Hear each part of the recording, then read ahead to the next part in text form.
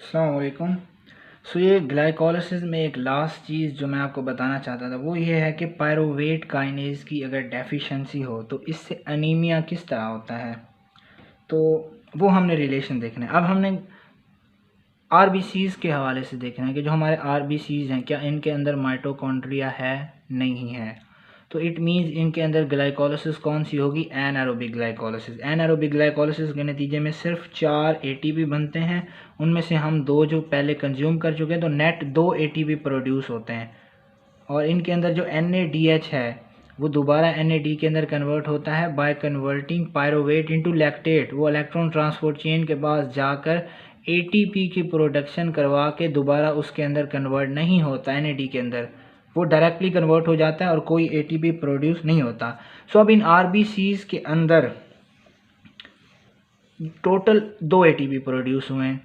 अब आगे ना क्रैब साइकिल होगा, क्रैब साइकिल से हमारे पास ATP प्रोड्यूस होते हैं इलेक्ट्रॉन ठीक है। अब इनके अंदर क्रैब साइकिल होगा ही नहीं, तो इनके अंदर एनर्जी का जो सोर्स है वाहिद वो क्या है, वो है ये 2 ATP जो प्रोड्यूस हुए हैं, ये वाहिद सोर्स है उनके अंदर ग्लाइकोलिसिस वाला, कि ये जो 2 ATP प्रोड्यूस हो रहे हैं ग्लाइकोलिसिस से, सिर्फ यही ATP को यूज़ करेगा आरबीसीज अपनी मेटाबॉलिक नीड्स के लिए।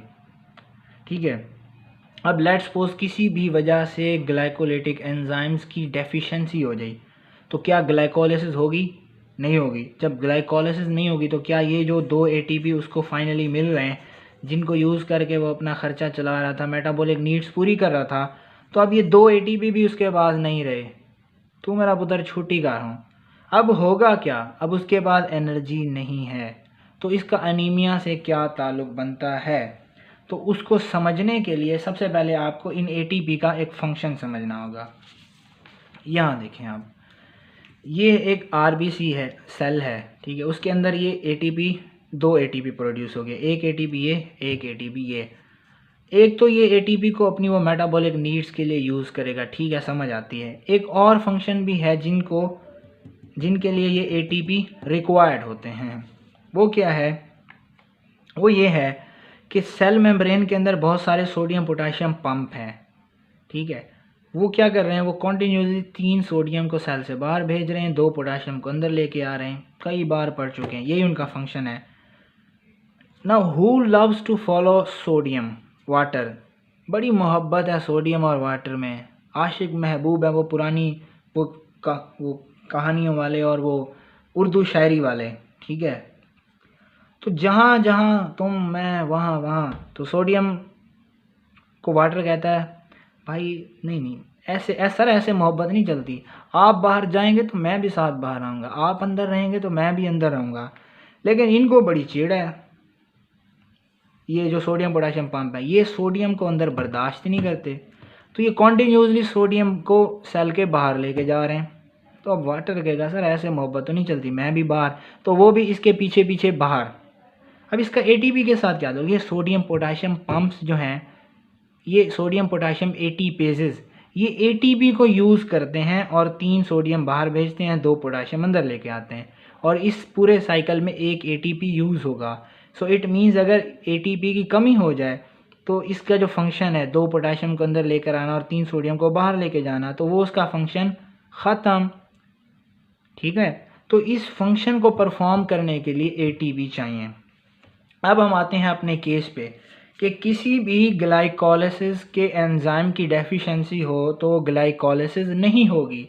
जब ग्लाइकोलिसिस नहीं होगी तो ATP नहीं आएंगे, और जब ATP नहीं आएंगे तो इन पंप्स का फंक्शन लॉस हो जाएगा, और जिसकी वजह से सोडियम सेल से बाहर नहीं जाएगा, पोटाशियम सेल के अंदर नहीं आएगा। एज अ रिज़ल्ट सेल के अंदर सोडियम की कंसंट्रेशन इंक्रीज़ हो जाएगी, और जब सेल के अंदर सोडियम ज़्यादा है तो फिर वाटर कहेगा भाई ऐसे सर मोहब्बत नहीं जलती, तो फिर वाटर भी सेल के अंदर, as a result cell will swell up, और जब वो सेल स्वेल हो जाएगा तो उसकी जो एक स्क्वीजिंग एबिलिटी है वो ख़त्म हो जाएगी। एज अ रिज़ल्ट जब वो माइक्रो कैपिलरीज में से जो स्प्लीन की हैं उनमें से गुजरेगा तो एज अ रिज़ल्ट वो सेल रप्चर हो जाएगा, और जब वो रप्चर हो गया एज अ रिज़ल्ट हमारे पास हीमोलिटिक अनीमिया हो गया, हीमोलिटिक अनीमिया हो गया। अब ये लिंक बन रहा था ग्लाइकोलिटिक एंजाइम्स और अनीमिया के बीच में। अब ये जो ग्लाइकोलिसिस के एंजाइम है, इनमें से मोस्ट कॉमनली कौन सा एंजाइम है जिसकी डेफिशिएंसी मोस्टली पाई जाती है? वो एंजाइम है हमारे पास पायरोवेट काइनेज। पायरोवेट काइनेज एक ऐसा एंजाइम है जिसकी मोस्ट कॉमनली डेफिशिएंसी होती है, लेकिन दूसरों की भी हो सकती है, तो उससे एनीमिया होता है। होमोजाइगस देखें, जो एंजाइम है इसमें बेसिकली जीन्स इन्वॉल्व हैं। क्या जीन्स एक्सप्रेस होते हैं तभी मैसेंजर आरएनए बनता है, और मैसेंजर आरएनए फिर प्रोटीन्स बनवाता है। एंजाइम बेसिकली प्रोटीन्स ही हैं। तो इट मीन्स अगर जीन जो हैं वो एक्सप्रेस ना हो तो एंजाइम की डेफिशिएंसी हो जाएगी। तो हमारे पास एक कंसेप्ट होता है होमोजाइगस और हेट्रोजाइगस। ठीक हो गया। अगर दोनों अलील्स जो हैं उसके वो इफेक्टिव हैं, डेफिशिएंट हैं, कोई भी कंडीशन हो, दोनों अगर डिफेक्टिव हैं तो हम उसको कहते हैं होमोजाइगस। अगर एक है तो हम कहते हैं हेट्रोजाइगस। ये एक कंडीशन होती है, जेनेटिक्स में हम पढ़ेंगे। तो अगर होमोजाइगस हो तब तो हीमोलिटिक अनीमिया होता है। हेट्रोजाइगस में सिम्टम्स कम होते हैं, लेकिन हेट्रोजाइगस में भी होता है, लेकिन उसका एक फ़ायदा है कि ऐसे पेशेंट जो हैं they are resistance to malaria. देखिए, मलेरिया होता है प्लाज्मोडियम की वजह से। प्लाज्मोडियम अपना साइकिल कंप्लीट करता है आरबीसीज़ के अंदर। अब जब हीमोलिटिक अनीमिया हो गया तो आरबीसीज़ की हाफ लाइफ हो गई कम, उसकी लाइफ स्पैन आरबीसीज़ का कम हो गया।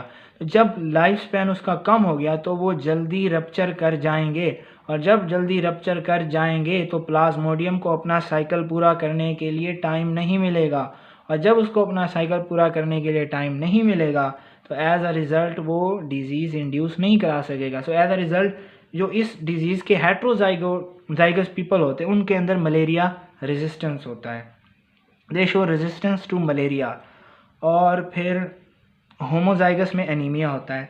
सो this was about the glycolysis. सो अगर इसके बावजूद भी आपको कोई कन्फ्यूजन है तो आप मुझे नीचे कमेंट सेक्शन में बता दें।